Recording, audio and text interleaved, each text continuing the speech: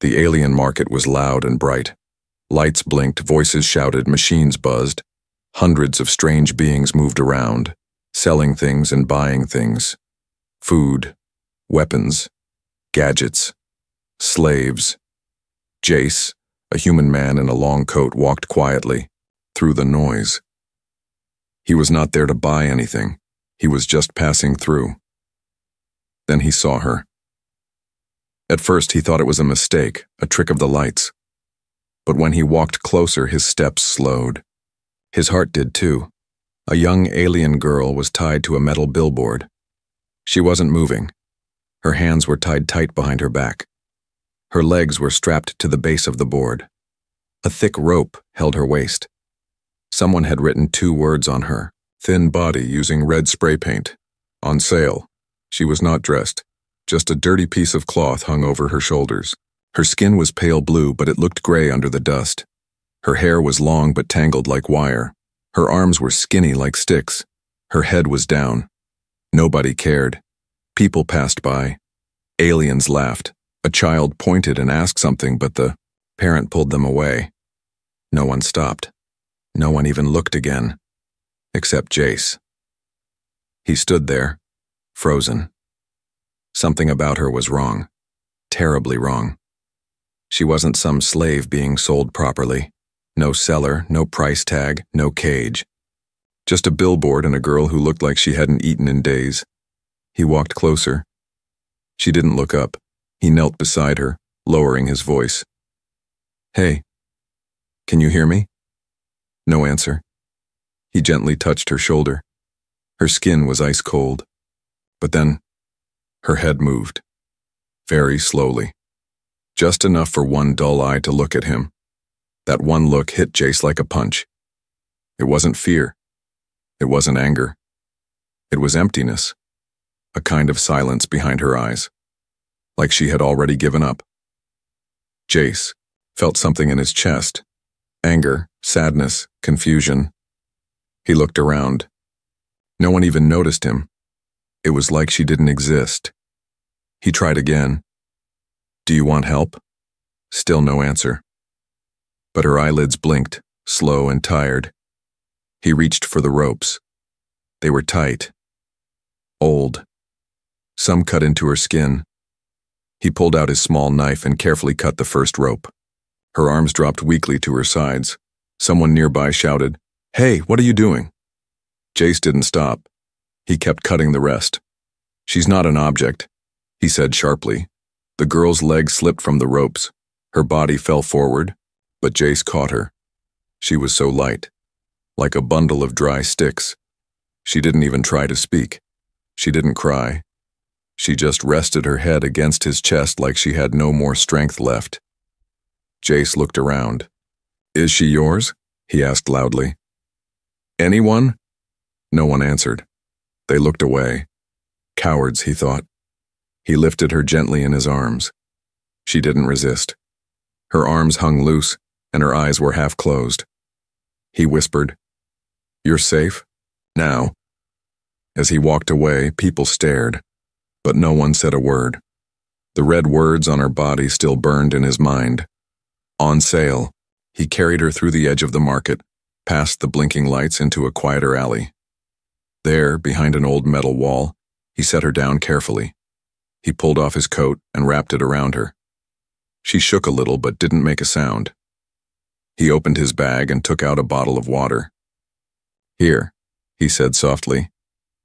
She blinked, then opened her dry, cracked lips. He helped her drink. Just a little. She looked at him again, not with emptiness this time, but confusion, as if asking, why? He smiled gently. "I'm Jace," he said, "and you don't belong on a billboard." She stared a moment longer, then, finally, she moved her lips. No sound came out, but she tried. Jace sat beside the girl in the cold alley, his coat wrapped tightly around her small body. The market noise was far behind them now. In this quiet place he could finally breathe, but the girl still hadn't spoken. She sat curled against the wall, her arms folded around herself, shaking slightly. Her thin fingers gripped the fabric of the coat like it was the only thing she owned. Her eyes never met his. She just stared at the ground, still silent, still lost. Jace tried again. "What's your name?" She didn't move. He waited a long moment, then gave a soft sigh. "It's okay. You don't have to talk, I just want to know you." She flinched when he said you, like no one had ever said that word about her before. Jace stood up and looked around. The alley was empty except for a few broken crates. The wind blew dust across the ground. He needed to get her somewhere warm, somewhere safe. But first, he had questions. He carried her back to the main street and stopped at a nearby food stall. The seller was an older alien with 3 eyes and a wrinkled face. Jace handed him a few credits. "Do you know who put that girl on the billboard?" The alien looked at him and laughed. "That thing?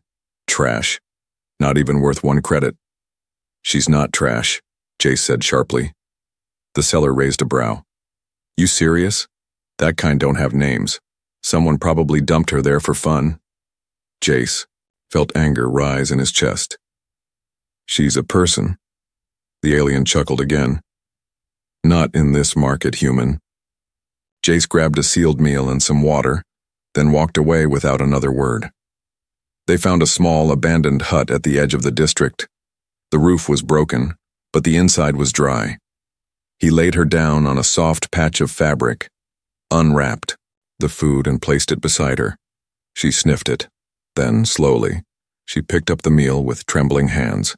She didn't ask. She didn't wait. She ate like someone who hadn't had a real meal in weeks. Not messy, not fast, just careful bites. Like she was afraid someone might take it away. Jace didn't speak while she ate. He just watched and waited. When she finished, she looked at him again. He smiled gently. "Better?" She gave the tiniest nod. Encouraged, he asked, "Do you have a family?" Her eyes dropped. Her body stiffened. "No." "Friends?" Still no answer. He leaned closer, his voice calm. "I'm not going to hurt you. I'm not here to sell you. I'm just trying to understand." She stared at the floor. Then, very softly, she whispered something. It was hard to hear. "What did you say?" he asked gently. Her voice was dry, barely a breath. "They called me number 6. Jace's heart sank. "Was that your name?" She shook her head. "They didn't give me a name, only numbers," Jace nodded slowly. "Then they don't deserve to speak of you. You're not a number." She looked up at him again, a bit longer this time. He placed his hand over his heart. "My name is Jace, just Jace, and I think you deserve a real name." The girl blinked, unsure how to react. Jace smiled again. "Can I give you one?" She hesitated, then nodded. He thought for a moment. "How about Lyri? It means light, in an old Earth language." The girl repeated the name in her mind. Lyri. She closed her eyes and breathed out softly.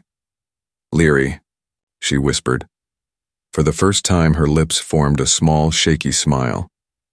That night, Jace stayed awake. He sat near the entrance of the broken hut, watching for danger. He didn't sleep. Not while she was still so vulnerable. Lyri curled up under his coat, her hands folded gently beneath her face. She had a name now. Not a number. Not an object. A name. A chance. A beginning. Jace woke to a soft sound, the quiet crunch of footsteps on dust. His eyes snapped open. Lyri was gone. He stood up fast and looked around the broken hut. His coat lay empty, crumpled where she had slept. Panic hit his chest. He ran outside. "Lyri?" No answer. The early light of morning painted the sky in dull orange. The market was still closed, but the shadows moved. Jace followed a trail, small, footprints in the dirt heading toward the back alleys. He found her near an old trash bin. She wasn't running away. She was searching for food. Her small hands dug through piles of waste. Rotten fruit. Bent metal. She didn't see him until he stepped closer. "Leary," he said gently. She froze. "I wasn't going to leave," he said. "You could have asked for food." She didn't speak, just lowered her eyes in shame. Jace walked forward and crouched beside her. "You've done this before, haven't you?" She nodded slowly. He looked at the pile. "How long were you out there, on that billboard?" I don't know," she whispered. "A few days, maybe more." Jace frowned. "And before that?" He hesitated, then said softly, "A cage, in the dark, with others." He felt a chill. "Others like you?" She nodded again. "They took us from different places, put numbers on us, sold the strong ones. And the weak?" She looked away. "Left behind, or punished." Jace's fists clenched. "And you?" "I tried to escape. I bit one of them." His eyes widened slightly. "You bit them?" She nodded again. "So they tied me to the billboard, said, 'If no one buys you, you die in the sun.'" Jace stared at her in disbelief. "They left you there, just to die?" Leary didn't answer. She didn't need to. The silence spoke louder than words. Later that morning, Jace bought her warm food and bandages. He cleaned her wounds gently. She sat still, not used to someone being careful with her. "Why are you helping me?" she asked suddenly, her voice small. Jace looked at her. "Because you deserve help. No one helped before. They were wrong." She looked at him again, confused. "You're not trash, Leary," he said. "And you're not for sale." She lowered her head, unsure how to believe him. But a part of her, just a small part, wanted to. That evening, Jace returned to the alley where she had been tied. The billboard was still there, but now it stood empty. Only the faded red letters "On Sale" remained. He searched for clues. He questioned the nearby vendors again. This time more serious. Some didn't talk, some mocked him. But one old alien, with tired yellow eyes, whispered, "There's a man. Name's Varric. He runs the hidden cages. If she came from there, you're in danger." "Where can I find him?" Jace asked. The alien shook his head. "You don't. He finds you. If you take what's his."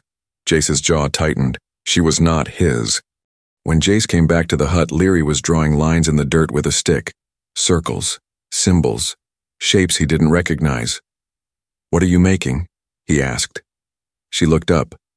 "It's a memory. From home. Before everything." Jace sat down beside her.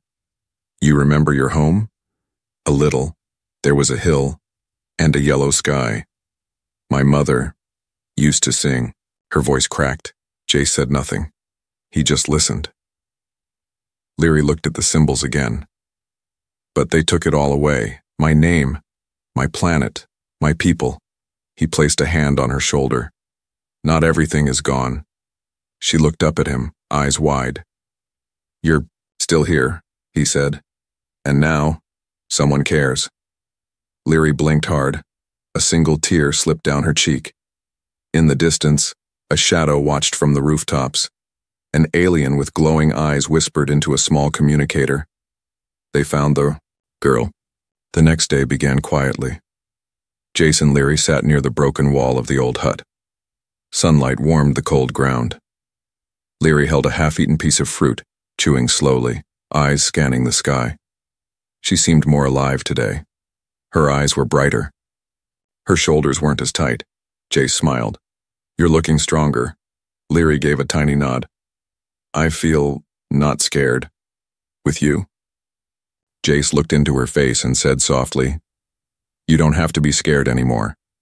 But just as the words left his lips, boom. A loud crash echoed nearby, like metal slamming against metal. Jace stood instantly. His hand moved to his side, where his blade rested. He looked around the edge of the alley. 3 dark figures walked through the smoke of a nearby collapsed stall. They wore long black cloaks, their heads low, faces hidden. One of them dragged a whip. Another held a scanning device. The third? He wore a symbol Jace had seen once before, on the wall behind that cursed billboard. Leary's body froze. Her eyes wide, her skin turned pale again. She whispered only one word. Varric. Jace's stomach dropped. The leader stepped forward and shouted through a metal voice changer. Human, the girl belongs to us. Step aside. Jace stepped forward instead. She's not yours. The man laughed. Everything here is ours. And when something runs, we break it in front of others. As a lesson. Leary hid behind Jace, shaking. Jace clenched his jaw. She's not going back. Then you'll both die, Varric growled. Suddenly the men charged. Jace grabbed Leary's hand. Run! They dashed through the alleyways. The metal ground clanged under their feet. Shouts followed them. Whips cracked behind them, hitting walls. Sparks flew. Leary tried to keep up, but she stumbled. Jace picked her up and kept going. They turned corner after corner through market ruins under half-built scaffolds across a dried-out canal. Finally, they reached an old train station, abandoned long ago. Jace ducked into the shadows, breathing hard. Leary clung to him, her face buried in his chest. I'm sorry, she gasped. They always find me. Jace shook his head. You didn't do anything wrong.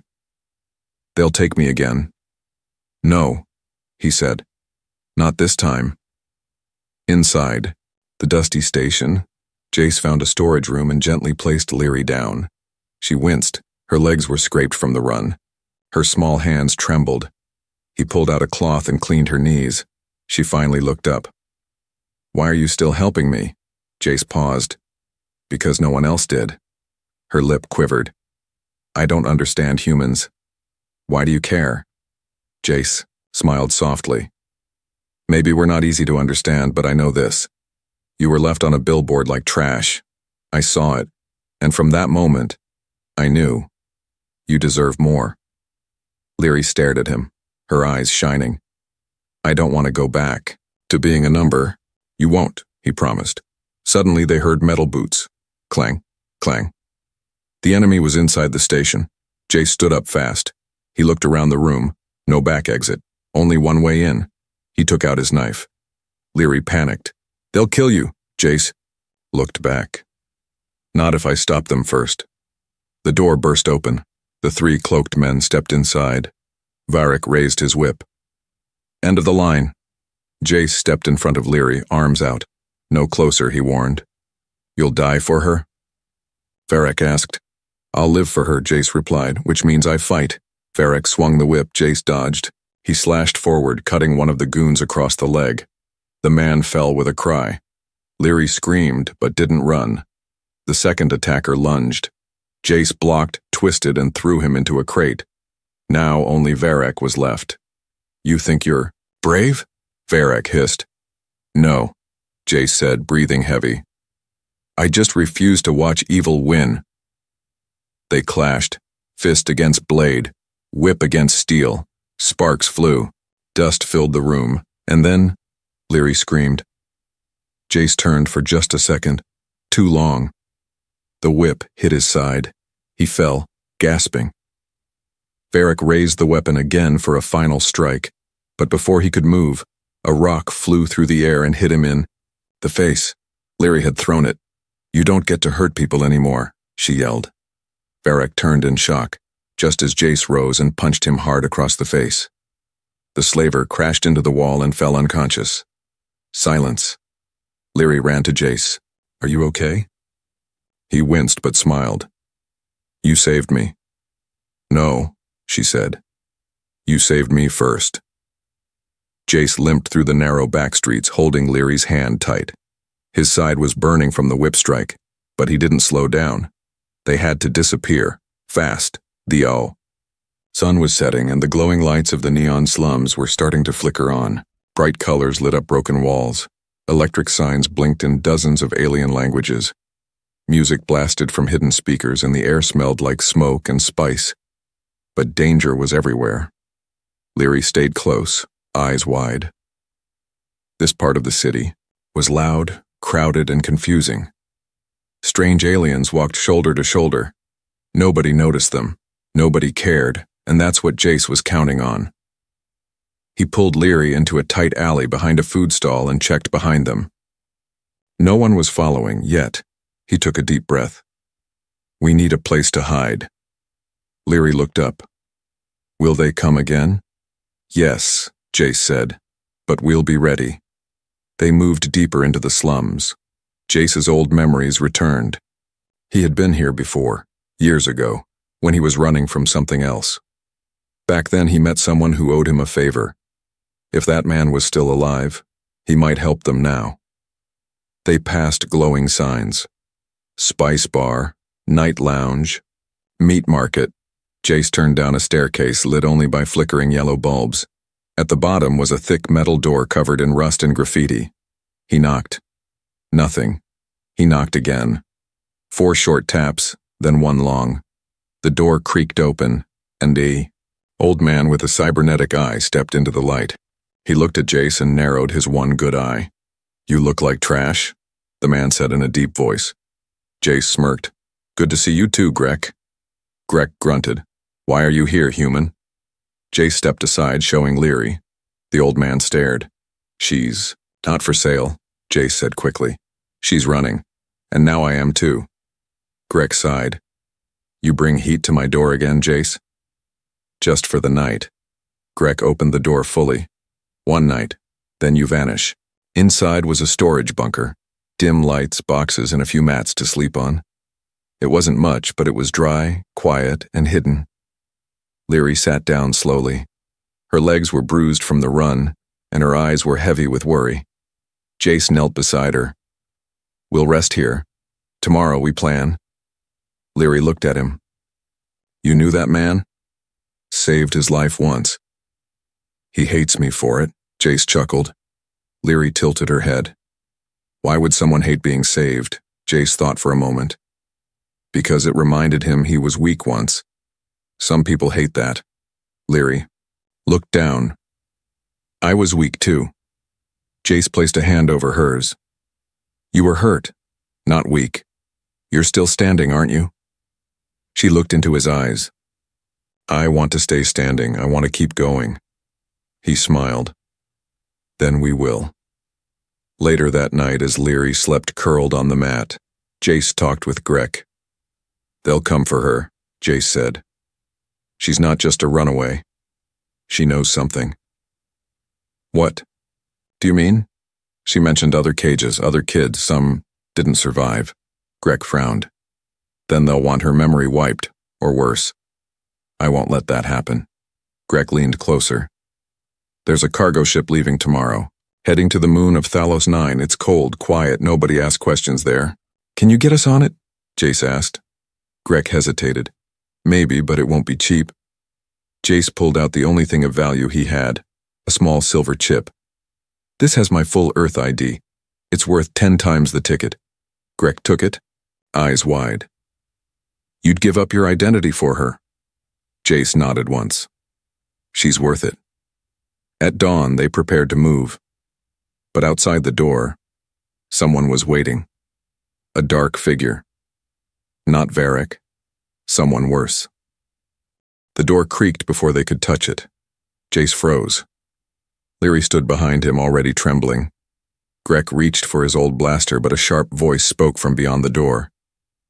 Don't move. Open this and no one dies. Resist. And she disappears. Forever. Leary gasped. It's not Varric. That voice, it belongs to the Mind Wiper. Jace's blood turned cold. He remembered the rumors, a bounty hunter who didn't kill, but erased. A specialist hired by slavers to wipe memories and turn runaways into empty dolls. Jace turned to Greg. Is there another exit? There's a chute, Greg said quickly. Leads to the waste tunnels under the city. Smells like death, but it's a way out. They didn't hesitate. Jace grabbed Leary's hand. Come on. They pushed aside old crates and opened the floor panel. A metal shaft waited below, steep and dark. Without a word, Jace jumped in first. The cold tunnel air slammed into his face. Seconds later, Leary slid in behind him. They dropped into the underground. The tunnel was damp and narrow, with old pipes dripping strange green water. Jace lit a small lamp from his belt. The flickering light hit Leary's face. Pale, scared, but determined. Behind them, distant boots echoed down the shaft. "They're following," she said softly. Jace nodded. "Then we don't stop." They crawled through old vents, climbed down rusted ladders, and moved through puddles of old chemical waste. Every step was slower, every breath heavier. But Jace never let go of her hand. Finally, they reached a side chamber where the pipe split into two paths. Jace stopped to listen. Silence. Then, click. A red light blinked behind them. Jace shoved Leary forward. "Go!" A small drone shot past, flashing with a beam of blinding light. Jace blocked it with his arm.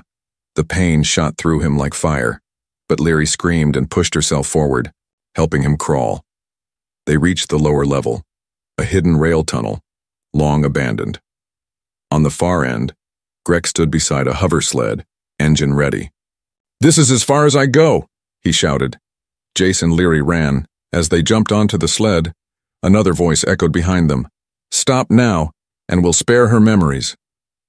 Jace didn't stop. He looked at Leary and whispered, "Never again." The sled flew forward, zooming across the old track into the neon light of the open sky. The cargo ship was minutes from launch when they arrived at Dock 17. Greg handed Jace 2 forged IDs. "They'll scan clean, but they'll know if you stay too long. Get inside, lie low, and disappear." Jace grabbed his shoulder. "Thank you." "Don't thank me," Greg muttered. "Thank the girl. She made you better than you were." Leary looked at him, surprised. He added with a smirk, "You may not be strong, little one, but you're brave." Inside the ship, they found a hidden storage pod. Jace set Leary down and sighed deeply. The adrenaline had faded. His arm was bleeding. His side still hurt, but he smiled. "You okay?" he asked. Leary looked at him, then slowly placed her hand over his. "You didn't let go." "Never planned to. I thought humans didn't care about others." Jace chuckled. "Some don't, but some of us do." She looked at him with soft eyes. "I was nothing when you found me, not even a name." He shook his head. "That's not true. You were always someone. I just reminded you." She held his hand tighter.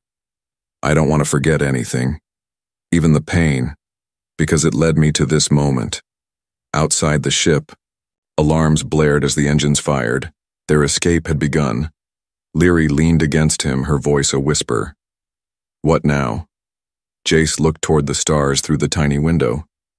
"Now, we start over, together." And as the ship left the dark planet behind, the slums disappeared below them. So did the cages, the chains, and the pain. All that remained was hope. Weeks passed. The stars changed. The cold moons of Thalos 9 spun slowly through a silver sky. Snow fell in soft flakes. Wind howled through the trees. But inside a small wooden cabin on the far edge of the outpost, there was warmth and laughter. Leary stood at the window, her hand pressed to the glass. Her skin no longer looked dull. Her eyes, once empty, now sparkled like twin stars. Her hair was brushed and clean, falling in soft waves down her back. A warm sweater hung from her shoulders, too big for her, but she loved it. Behind her, Jace sat fixing an old radio. The fire crackled nearby. Leary turned. "Do you think they're still looking for me?" Jace didn't look up. "Maybe, but they won't find you here." She walked to him and sat beside him on the floor. "Why did you come back for me?" "You could have walked away like everyone else," Jace paused, thinking. "I don't know," he said. "Maybe because you were the only person in that whole city who didn't beg or cry or scream. You just looked at me." Leary looked into the fire. I didn't think anyone would care. He smiled. I didn't think I would either. But I did. They spent their days fixing up the cabin and their nights learning about each other. Leary was a fast learner. She read every book Jace had, asked a million questions, and even started drawing. One day she showed him a sketch. It was of her, standing, tall and free with wings made of light and stars behind her. Jace stared at it. Is that how you see yourself? She smiled shyly. It's how I want to be. He nodded. You're already closer than you think. She laughed. You sound like one of those old space monks. He shrugged. Maybe I missed my calling, but the truth was Jace was changing too. He had seen many broken things in the galaxy. Wars, slavery, greed. But something about Leary reminded him of who he used to be. A man who believed that saving one life could still matter. And Leary, she wasn't just surviving anymore, she was healing.